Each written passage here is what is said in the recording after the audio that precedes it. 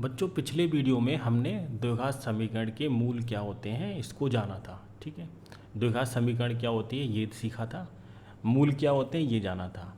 आज के इस वीडियो में हम बात करेंगे कि द्विघात समीकरण के मूल कैसे निकालते हैं। ठीक है, तो हमारे पास जो द्विघात समीकरण की व्यापक समीकरण थी बच्चों, वो क्या थी, सबको पता ही होगा। व्यापक समीकरण क्या थी हमारे पास, देखिए ax² plus bx plus c बराबर 0, ये हमारे पास स्टैंडर्ड इक्वेशन थी, या यूँ कह लो ये व्यापक समीकरण कहलाती है द्विघात समीकरण की। ठीक है, अब इस समीकरण के लिखा होगा कि इसके मूल बताओ या समीकरण को हल करो। द्विघात समीकरण को हल करने का ही मतलब हुआ इसके मूल ज्ञात करना। ठीक है, तो बहुत ही आसान तरीका है, कैसे निकालेंगे। देखिए यहाँ पे ये जो x का गुणांक है b, तो आपको क्या करना है, b के दो टुकड़े करने हैं। ठीक है, b के दो टुकड़े करने हैं। b के दो टुकड़े आपको p प्लस माइनस q, जो b मिलेगा, b को आपको दो टुकड़े करने हैं इस तरीके से कि उन दोनों टुकड़ों का जोड़ या घटाना किसके बराबर मिले, b के बराबर मिले। ठीक, एक तो पहली चीज़ ये हो गई।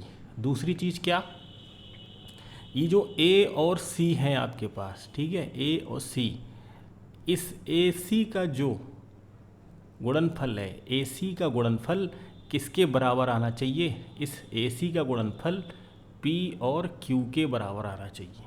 ठीक है, समझ में आ गई बात। इतना सा काम करना है कि b को आप ऐसे तोड़ेंगे कि दो टुकड़े कि p और q इनका जोड़ या घटाना किसके बराबर मिल जाए, b के बराबर मिले, और उन दोनों की जो गुणा है, ठीक है, दोनों ही p और q की गुणा ac के बराबर मिले। ठीक है, चलो एक उदाहरण लेते हैं फिर आपको समझ में आ जाएगा। ठीक है, एक उदाहरण देखते हैं। तो उदाहरण हम लेते हैं, उदाहरण हमारे पास है x² plus 12x plus 35 equal to 0। ये हमारे पास एक द्विघात समीकरण है, इसके हमें मूल निकालने हैं। ठीक है, तो आपको भी बताया था बच्चों, x का गुणांक जो होता है, देखो यहाँ पे इस वाली समीकरण को आप इस समीकरण से तुलना कराइए। ठीक है, तो तुलना कराने पर जो x का गुणांक होता है वो b होता है। यहाँ पे x² के गुणांक में देखो क्या है, a, तो यहाँ पे आपके पास देखो हल कैसे करेंगे। a बराबर, पहले आप लिख लो, जो भी आपके पास अचर राशियाँ हैं उनको लिख लो। a बराबर 1 है हमारे पास, b कितना है, b हमारे पास 12 है, और c कितना है बच्चों, c हमारे पास 35 है। ठीक है, तो आपको क्या बताया था कि आपको b के टुकड़े करने हैं, b को तोड़ना है इस तरीके से। कैसे तोड़ेंगे, तो 12 के आपको टुकड़े करने हैं, कैसे कि a और c का जो प्रोडक्ट है, AC हमारे पास कितना है, A और C की जब मल्टीप्लाई कराओगे इसकी और इसकी, तो कितना मिलेगा बच्चों, 1 गुणा 35, ये मिलेगा आपको पास 35। तो 12 को ऐसे तोड़ना है, ऐसे दो नंबर्स में कि उन दोनों को जब आप जोड़ो तो 12 मिले, और उन दोनों नंबर्स की जब गुणा कराओ तो 35 मिले। ठीक है, तो सोचो ज़रा, तो आप कहोगे सर एक नंबर 7 ले लो और एक 5 ले लो, 7 और 5 जोड़ेंगे तो 12 मिलेगा, और इसको मल्टीप्लाई कराएंगे 7 और 5 की, तो कितना मिलेगा, 35 मिलेगा। ठीक है, तो अब अच्छा ये सब आपको रफ में करना है। ठीक है, रफ में, ये आपको समझाने के लिए मैं इतना लिख रहा हूँ, समझाने के लिए, लेकिन आपको ये साइड में कहीं कॉर्नर पे करना होगा। ठीक, तो हमारे पास देखो बच्चों समीकरण हमारे पास क्या थी, x² प्लस 12x प्लस 35 बराबर 0। ठीक है, तो अब आपको पता है कि 12 को आपने तोड़ दिया है 7 प्लस 5, तो x² प्लस 12 को आपने क्या लिख लिया, 7 प्लस 5। ठीक, x तो बाहर है ही, प्लस 35 बराबर 0। अब ये जो ब्रैकेट के बाहर x है, जब ब्रैकेट हटाओगे तो इस x की गुणा जो है दोनों नंबर के साथ होगी, जो ब्रैकेट के अंदर लिखे हैं इसके साथ भी होगी, और इस x की गुणा इसके साथ भी होगी। तो अब आपके लिए क्या मिलेगा, x square plus 7x plus 5x plus 35 बराबर 0। ठीक है, इतना समझ में आ गया। ठीक है, अब आपको क्या करना होगा, कॉमन लेना होगा। अब हमारे पास कितने पद हैं, 4, 1 2 3 और ये 4। तो आपको दो दो पदों का एक जोड़ा बनाना पड़ेगा। ठीक है, ये 2 पद ये ले लिए, 2 पद ये ले लिए। ठीक है, इस तरीके से कि हम कॉमन ले लें। ठीक है, तो इधर मैं दिखा दे रहा हूँ। हमारे पास समीकरण है x square plus 7x plus 5x plus 35 बराबर 0। ठीक है, तो अब देखो इसमें और इसमें क्या कॉमन आ रहा है। ठीक है, इन दोनों पदों में क्या कॉमन आ रहा है बच्चों, x।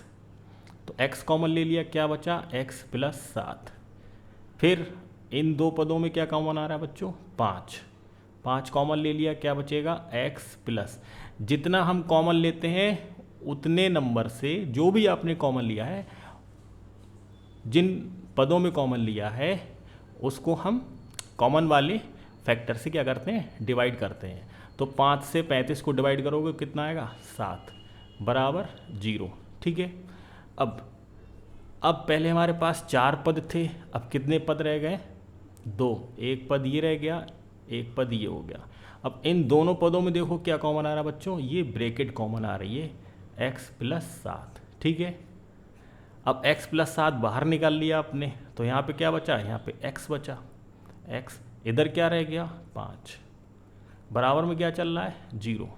तो अब ये हमारे पास आ गए। ठीक है, अब आपको क्या करना है, देखो जब दो नंबरों की गुणा, मान लीजिए हमारे पास 2 नंबर हैं a और b, इन दोनों की गुणा 0 के बराबर होगी, तो हमें ये नहीं पता है कि इनमें से कौन सा नंबर 0 है, या तो a 0 हो सकता है या फिर b 0 हो सकता है। ठीक है, तो हम किसी एक को, दोनों को 0 के बराबर रखेंगे। भाई दो नंबर्स का जो गुणनफल है 0 के बराबर है, तो इसका मतलब या तो a 0 हो सकता है या b 0 हो सकता है। ठीक है, तो सेम चीज़ यहाँ पर हो रही है, दो ब्रैकेट्स की जो गुणा है वो किसके बराबर है, 0 के।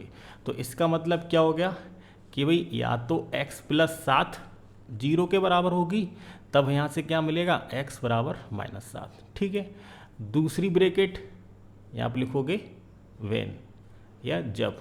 दूसरी ब्रैकेट जब x प्लस 5 किसके बराबर है, 0 के, तो आपको क्या मिलेगा, यहाँ पर x बराबर -5। ठीक है, तो यहाँ पे x के 2 मान आ गए।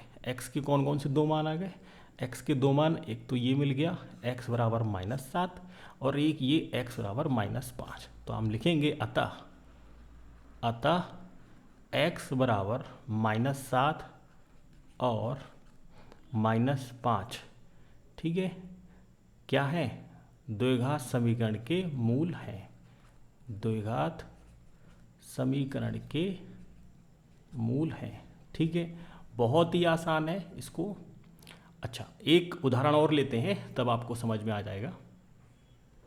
ये हमारे पास एक उदाहरण है, x square plus 6x plus 5 बराबर 0। ठीक है, तो ठीक वैसे ही करना है। तो देखिए यहाँ पे a और c की मल्टीप्लाई कितनी आ रही है, ac मिल रहा है आपके लिए 5। ठीक है, एक्स स्क्वायर का गुणांक यहाँ पे कितना है, 1, और ये हमारे पास c हो गया, ये a हो गया, तो a और c की गुणा कितनी मिल रही है, 5।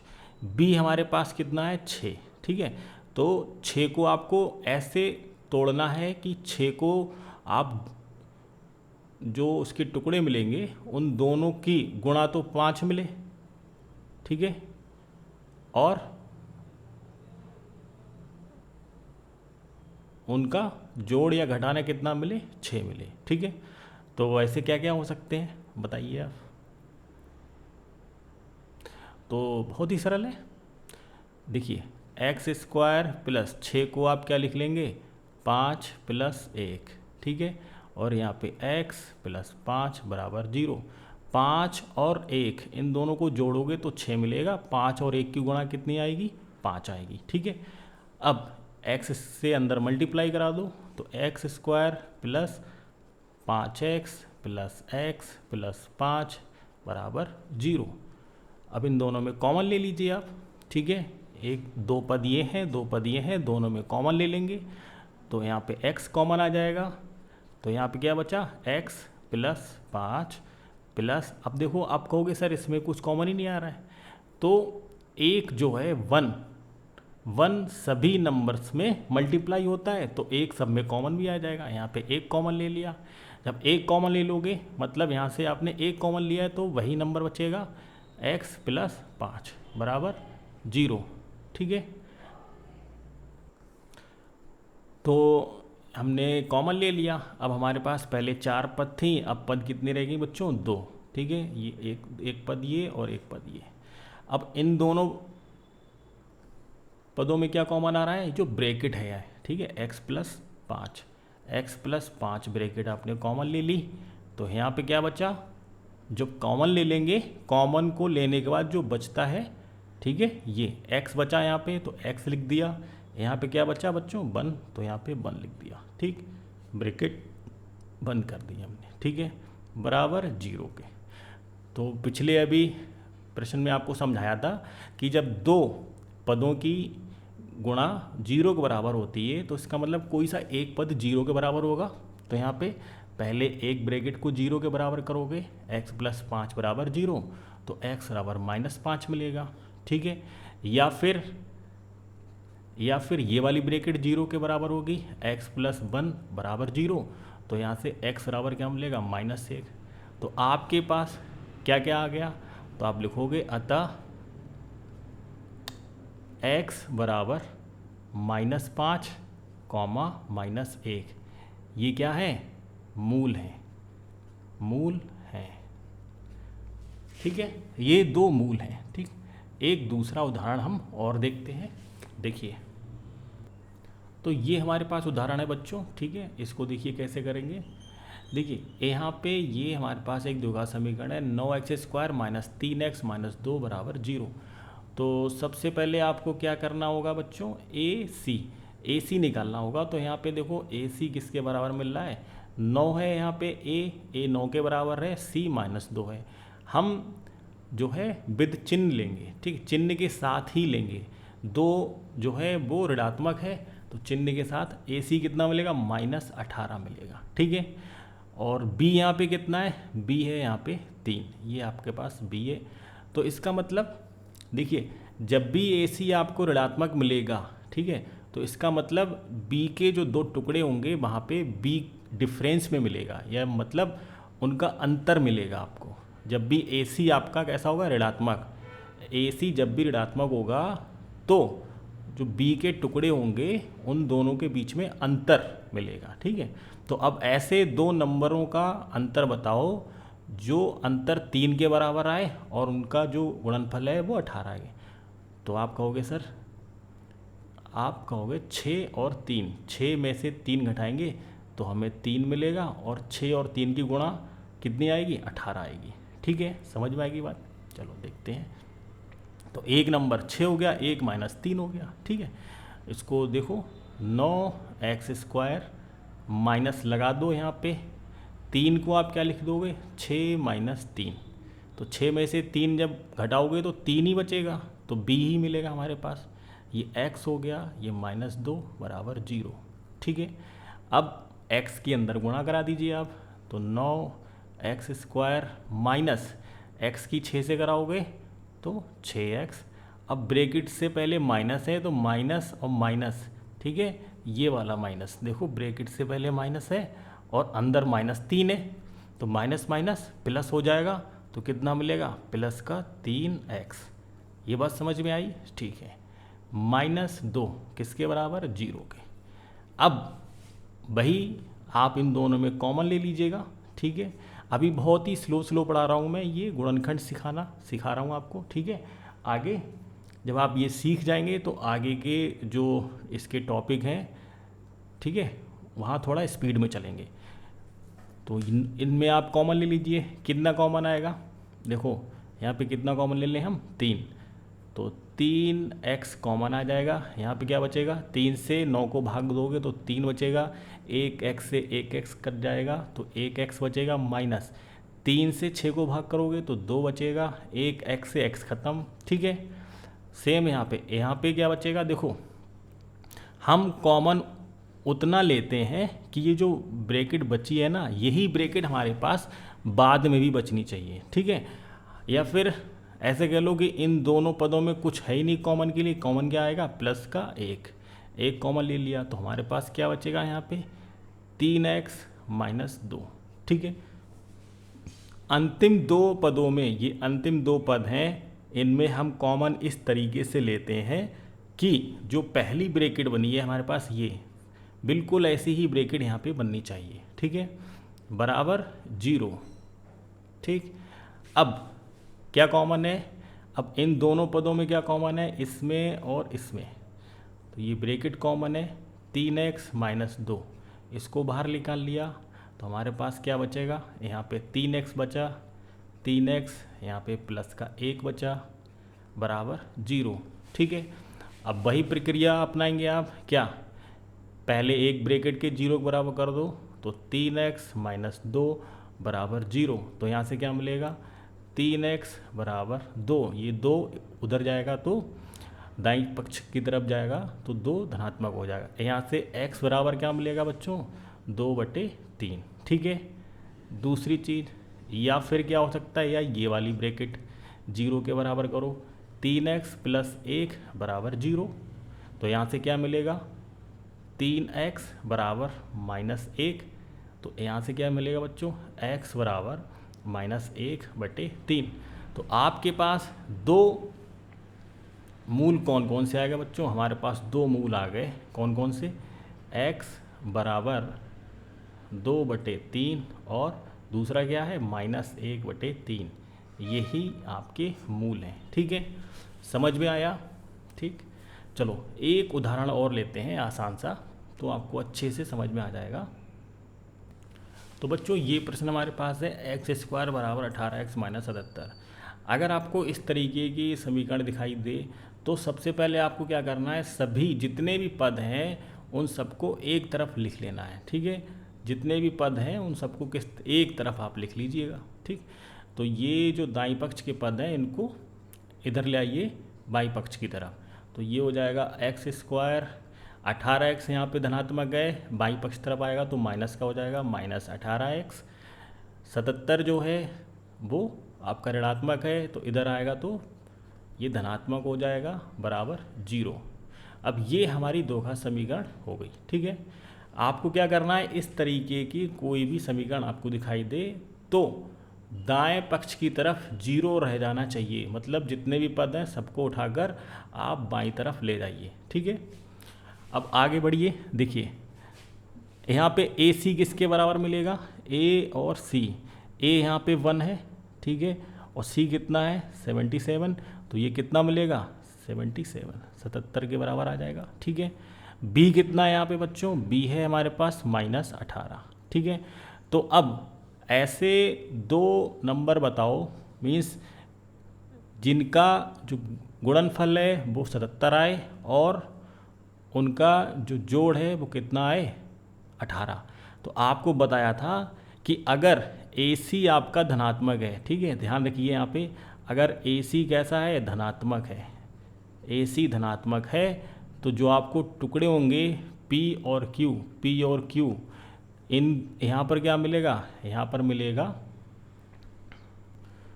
तो P और Q में यहाँ पे क्या मिलेगा, P और Q में यहाँ पे जोड़ मिलेगा, ठीक है।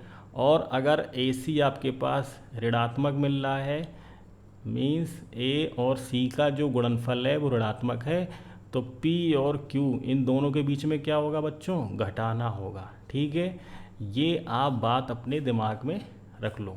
तो यहाँ पे AC आपके पास 77 आ रहा है और वो भी धनात्मक है, तो बताओ ऐसे दो नंबर, ठीक है। अब तक आपने सोच लिया होगा, x² माइनस बाहर लगा रहने दो, तो 11 और 7, 11 7 को जोड़ोगे तो 18 मिलेगा, 11 और 7 की जो गुणा करोगे तो कितना आएगा 77।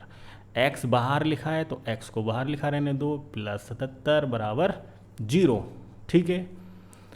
आगे बढ़ते हैं, x की अब अंदर गुणा करा दो, तो x² माइनस x की 11 के साथ -11x, x की 7 के साथ -7x, अब माइनस कैसे हो गया? आप कहोगे सर ये 7 तो प्लस का है। अरे भाई ब्रैकेट के बाहर ये माइनस साइन लगाए, ब्रैकेट खोलोगे तो ये नेगेटिव हो जाएगा, प्लस 77 बराबर 0। ठीक, कॉमन ले लीजिए दोनों में। इन दोनों में क्या कॉमन आ रहा है? x कॉमन आ रहा है, तो x कॉमन ले लिया हमने, क्या बचा? x minus 11। ठीक है, इन दोनों पदों में क्या कॉमन आएगा? तो आपको बताया था कि हमें क्या करना है, इस तरीके से कॉमन लेना है कि दूसरी ब्रैकेट भी x माइनस 11 की बने। ठीक है, तो सबसे पहले यहाँ पे x कब बचेगा? जब यहाँ से 7 गायब होगा। ठीक है, और दूसरी बात, x यहाँ पे धनात्मक है लेकिन यहाँ पे ऋणात्मक है, तो इसका मतलब आपको -7 कॉमन लेना होगा। ठीक है, -7 कॉमन ले लोगे तो यहाँ से 7 गायब हो जाएगा, क्या बचेगा? x, और 7 से 77 को भाग करोगे तो क्या बचेगा? 11। अब चूंकि बाहर आपने -7 कॉमन लिया है, 77 आपका धनात्मक था तो ये हो जाएगा ऋणात्मक। जब भी आप नेगेटिव कॉमन लोगे तो ब्रैकेट के अंदर साइन आपका चेंज हो जाएगा, मतलब जो धनात्मक पद है वो ऋणात्मक हो जाएगा और जो ऋणात्मक है वो धनात्मक हो जाएगा। ठीक है, बराबर 0। अब इन दोनों में क्या कॉमन आ रहा है? ये ब्रैकेट कॉमन आ रही है, x माइनस 11। इधर क्या बचेगा? x माइनस 7, किसके बराबर? 0। तो एक बार इस ब्रैकेट को 0 के बराबर करो, एक बार इसके। ठीक है, तो x माइनस 11 बराबर 0, तो यहाँ से क्या मिलेगा? x बराबर 11। दोबारा से जब x माइनस 7 0 के बराबर होगा तो x बराबर क्या मिलेगा? 7। तो आपके पास x के दो मान आ गए, x बराबर 11 और x बराबर 7। यही दो मान क्या है? इस द्विघात समीकरण के मूल हैं। तो आप लिखेंगे यहाँ पे, अतः x बराबर 11,7 दी गई द्विघात समीकरण के द्विघात समीकरण के मूल हैं। ठीक है, आशा करता हूँ ये वीडियो आपको अच्छा लगा होगा, ये समझ में आया होगा। तो आपके जो किताब है उसमें जो प्रश्नावली है उसके क्वेश्चन सॉल्व कीजिए। किसी प्रश्न में अगर दिक्कत आ रही है तो कमेंट बॉक्स में लिखिएगा, उसको समझाऊंगा मैं। ठीक है, वीडियो अच्छा लगा है तो लाइक कीजिए और सब्सक्राइब करना तो बिल्कुल मत भूलिएगा। यदि आप नए हैं तो अपने दोस्तों को भी इसको शेयर कीजिए और चैनल को सब्सक्राइब कीजिए। Thank you so much.